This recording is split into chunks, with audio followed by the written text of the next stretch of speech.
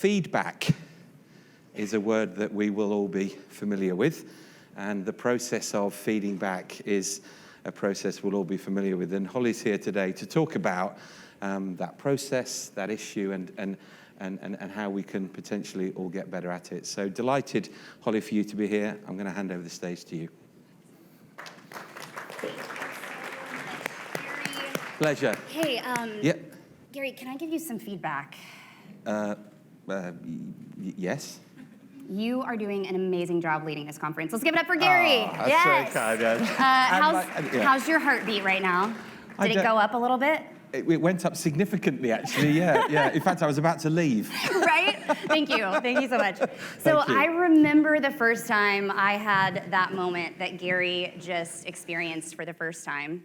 I was leading a team for the first time, about 5 years into that process, had my favorite employee ever come up to me and say, hey, Holly, it's time for me to transition to somewhere else. Has anybody had that experience where it's just that gut punch where you're like, no, my favorite person is leaving? And in her exit interview, she said, hey, I would love to share some feedback with you. And I had that feeling. It's like, okay, all right, I'm ready, share it. And she said, Holly, you are so good at pointing out all of the many things that we can improve on. You have so many ideas. But one area where you can really improve to help our team in the future is to stop and celebrate the wins. That was really hard feedback to hear. But it transformed my leadership, and I think about that moment every single day as I'm leading my team, and that was about 7 years ago now. And so my hope in our time together today is that we demystify this word feedback that comes with a lot of fear and anxiety from so many experiences that we've had from other workplaces or leaders that we've worked for before, and then we're gonna get really practical. So get out your notes, and I'm gonna give you 4 practical ways to have a healthy feedback culture on your teams. But first, I get to lead this crazy crew. So we are Leadr. We're based out of Dallas, Texas, but who here has hybrid teams? Anybody hybrid? Yeah, most of us these days. So about 50% of our team is in Dallas, and the rest of us are spread all over. I live in Houston, Texas. Anybody from Houston? I'm the only one. That's exciting. And we are a people development software because we believe that people want to be led and developed, not managed. And so our founding team, we had these experiences of why is it so hard to develop our people internally? And so we did a ton of research, and what we realized was that all other HR software out there was built for 2 things. 1, compliance, back of house HR, which is really important. We need all of those things, or performance management. But as we did all of these interviews, we learned a really important statistic, which is this. Gallup tells us that only 26% of employees strongly agree that the feedback they receive actually helps them do better work. And so creating healthy cultures of feedback is actually one of our 5 foundations at Leadr, and something that our software helps teams do. I remember a moment where I received some really difficult feedback that was hard to hear, but did not help me do any more effective work. So I was sitting in a meeting with our executive team at a former role that I was in. We were having a pretty heated conversation. And one of the other leaders in the room, she said, Holly, you're being too animated. And in that moment, I didn't understand what she meant. She's not wrong. I'm very animated. It's pretty clear 5 minutes into my talk. I'm a pretty passionate person, very animated. She's not wrong. But I carried that feedback with me for years, that something was wrong with me because I'm too animated. And it wasn't until I really started to unpack this concept of what does it look like to build a healthy feedback culture on our teams that I realized why that feedback she gave me in that meeting was so hurtful and impactful in my life. And it's because it looks something like this. This is a very scientific chart, if you can't tell. But the problem with our cultures and why feedback comes with so much fear and anxiety is typically because we're getting it as criticism. rather than coaching. So the definition of criticism is that we are giving someone feedback based on a perceived fault or a mistake, either about something with them personally, their personality, or their work. And that's what often the top cartoon looks like. It's me versus you. It's that leader telling me, you're too animated because something that you're saying is offending me, or whatever my behavior was that I was doing. Whereas a culture of coaching is keeping the end goal in mind that that person or our organization is trying to achieve and helping that person get there. So then it's not personal, it's coaching feedback on helping them win, helping them achieve that goal. And so before we get into our practical steps of how to build a healthy culture of feedback, it's really critical that we understand the foundation of healthy cultures is that we have a culture of coaching and not criticism. It's a really critical difference to understand. So let's dig in to these 4 ways to build a healthy culture of feedback. Number 1, don't wait. You've got to give feedback in real time. I've made this mistake before. I had a new team member on my team. She was a contractor with us for several months. And so when I brought her on the team, kind of expedited a lot of the interview process because I thought, we've been working together, know her pretty well by this point. But I could tell about 30 days in that she wasn't going to be the right fit for our team. And what I did was I said, you know what, I'm going to withhold that feedback and I'm going to save it for our next one-on-one meeting. This happened on a Wednesday. Our next one-on-one was that next Tuesday. And so I thought, I'm going to save that for our next one-on-one, this feedback that I'm going to give her. Well, within those few days, another instance came up. And so because I withheld that feedback from her and didn't give it to her immediately, 2 things happened. Number 1, I hurt the rest of my team because she didn't get that feedback. So how is she supposed to know how to improve and how to help our team win? And so I hurt the rest of our team by withholding that feedback from her. And then number 2, I didn't help her own growth and development because I withheld that from her. And so then when I gave it to her, it was a surprise because I had waited 3 to 4 days to give her that feedback. So give feedback immediately. Don't wait. Another reason why this is so important is because the next generation is demanding this of us in the workplace. So Generation Z expects real-time feedback from you as their manager and as their workplace in general. This study from Forbes says that 60% of them say that they want daily check-ins with their manager. This makes sense, right? I'm a millennial, and I thought I had it all figured out until I started managing Generation Z. And the reason why they expect on-demand feedback is because they've grown up in an on-demand world. They can post a photo onto Instagram, they've been doing it their entire lives, and get immediate feedback. They get likes, they get comments. They can order a package to be delivered to their door within 2 hours from Amazon. And so it's really critical that we understand that, especially as we're leading and developing the next generation that's now in the workforce, that we've got to practice giving real-time feedback and we cannot hold it back. So that's step 1, give feedback immediately. Step 2, be consistent. So at Leadr, we believe that the one-on-one meeting between a manager and the direct report is the most powerful leadership development tool that exists. But a lot of us just don't know how to do it effectively, or it hasn't been modeled well for us. So you should be having a regular one-on-one meeting with every direct report, at least on a bi-weekly basis. Gallup tells us that the most engaged teams have a weekly checkpoint with every manager and direct report. And so in each one-on-one that you're having with your direct reports, make it a point to give both positive and constructive feedback in that one-on-one. And what this does is your team will start to expect this from you. It starts to make feedback not weird. So that when you ask that question, hey, can I give you some feedback? Like, yeah, because they've heard it from you before in a safe environment within a trusted conversation rather than a surprise in an annual performance review. So here's what this looks like for me here at Leadr. Carissa on my team, she's here. You should go say hi to her. Wave, Carissa, there she is. This is a screenshot of our one-on-one within our Leadr tool, and I want you to notice a couple things here. So number 1 on the right side is Carissa's care card.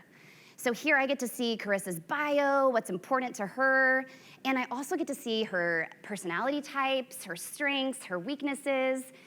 And so when I'm giving Carissa feedback, it's gonna look very different from when I give it to Kristen on my team, because Carissa and Kristen are different people, and they receive feedback differently. And so as her manager, as her leader, I wanna make sure that I'm giving her feedback in a way that feels safe for her and where she can really hear it. The other thing I want you to notice is that I start with questions. So the first question there, and it's a recurring agenda item on every single one-on-one that we have, is how are you doing?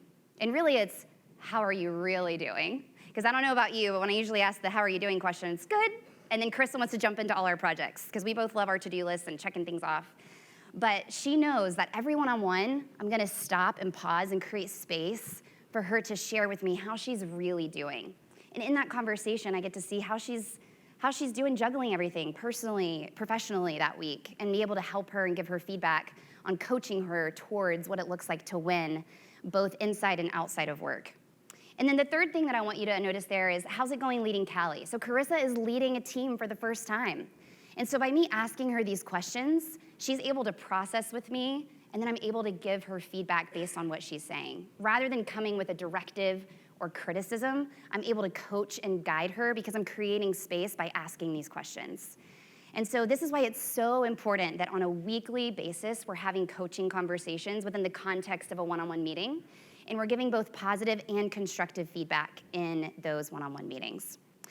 The other thing to note here is performance reviews. I still see too many teams that are having annual performance reviews, and that's it. But there's a lot of problems with that. One is recency bias. I don't know about you, but at our team at Leadr, so many things happen within 12 months that I can barely remember what happened 2 weeks ago. So when I sit down to do an annual performance review, I'm only gonna remember really what happened in the last few weeks. Whereas if we're having consistent one-on-one meetings, those performance reviews that I believe we should be having at least twice a year, they're just a memorialization of the regular one-on-ones that we've been having consistently throughout the year. So nothing in those performance reviews should be a surprise. And so that's the power of giving consistent feedback on a weekly basis within the context of that one-on-one. That helps create a healthy culture of feedback. All right, number 3, we've got to model the behavior that we want mirrored. So if we expect our team to receive healthy feedback from us, we have to model asking for it, listening to it, and then thanking our team for it. And this is hard. It's uncomfortable, especially if our relationship with feedback has been anxiety-filled or fear-based before. But one way that I try to practice this, and even though I've done this many times now, it's still uncomfortable for me and I get a little nervous every time I send it out, is I like to send out what we call a T3B3. So it's called top 3, bottom 3. And it asks 2 questions. 1, what are my top 3 skills? And what do you perceive are my bottom 3 skills? And so I send this out at least on a quarterly basis to 3 different people in our organization. I like to send it to someone on our executive team that I lead with. I like to send it to someone on our leadership team that's the step below our executive team, and then one of our individual contributors. This helps me receive 360 feedback and model the behavior that I want mirrored from the rest of our team, which is to lead with asking for feedback and not waiting until someone gives it to us. And so this is an example that I just sent out a couple weeks ago. This is Kristen on my team, and this is so helpful. And what was so critical about this moment was Kristen has only been with our team for about 3 months, and this was the first time that I'd sent her a T3B3. And I don't know about you, but if my boss, which is our CEO, sent me a T3B3, and I fill it out and I send it into cyberspace, I'm gonna be a little nervous. Did I hurt his feelings? Did I overstep? And so what was critical about this moment was I made sure as soon as I got the email from our Leadr tool that Kristen had completed her feedback, I read it, I immediately forwarded it to her, and I said, Kristen, thank you so much for taking the time to give me this feedback. And I got to comment on one of them, and I got to say, you're right, on that second point you made under my weaknesses, that's something that I've noticed too, and I'm actively trying to work on. So thank you for resurfacing that so we can work on that together. That immediately helps her anxiety go down and go, oh wow, Holly expressed gratitude for me saying some uncomfortable things to me as her boss, her manager. And so if we're gonna create a healthy culture of feedback, we as the leaders have got to model what it looks like to both give and receive feedback in a really healthy way. So that's number 3. Number 4, we've got to close the feedback loop. And to me, that means being more like Ted Lasso. All right, let me see, who are the Ted Lasso fans out there? Yep, I've watched it at least twice, some of the episodes 3 times. I don't know about you guys, but there are some amazing lessons in Ted Lasso about leadership and building an inspiring team. And one of the most powerful scenes for me was pretty early on in season 1, when Ted is just having the hardest time building trust with the team, especially with Roy. Roy was so grumpy, and he had so much anger. And so what Ted did was he created the suggestion box, the feedback box. And he goes into the locker room, he puts it in the middle, and he says, all feedback is on the table. I want to hear it all. Give it to me. And you start to see people roll their eyes, throw some things in there. And then at the end of that episode, what you see is Roy, he walking into the shower, reaches to the knob, turns it on, expecting it to be the way it always had been, with really bad water pressure. And all of a sudden, he gets pounded with the water pressure. And he looks up, and it's that moment that changed everything for Ted's team. Because Ted knew that Roy was an influencer on the team and that he carried a lot of weight about the team culture and spirit. And so if he could build Roy's trust by closing the feedback loop and actually showing him, hey, I'm listening and I heard you and I'm taking action, that changed everything for Roy and everything for the team, because his behavior changed after that. He was able to build trust with Roy with just a silly suggestion box. And so it's up to us to not just ask for the feedback, but how are we putting it into action? We've got to close the feedback loop in order to create a healthy culture of feedback. So 4 ways to build a healthy culture of feedback. Number 1, we've got to give it immediately. Number 2, we've got to give it consistently. Number 3, we've got to model the behavior that we want mirrored. And number 4, we got to close that feedback loop and be more like Ted Lasso. Jenny is a mentor of mine. She's the founder of a consulting group called the Foresight Group. And she says that we're not here to be liked. We're here to make our teams better.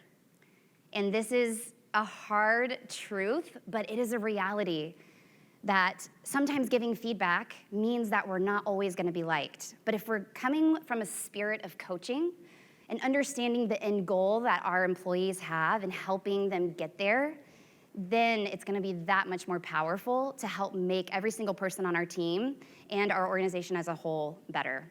And that's what we're all about at Leadr, people development software to help you engage and grow every single person on your team. I would love to connect with you more. This is an incredible moment for me. 15 years ago, I packed my bags in Nashville, Tennessee, and moved to New York City to go to college at a little tiny school here. And at the time, it was in the Empire State Building. Now it's actually just right around the corner called the King's College. And if you had told me 15 years later I would be here getting to share on leadership development and workplace culture, I would have said you're crazy. So thanks for listening, and I look forward to connecting with you at one of the breaks.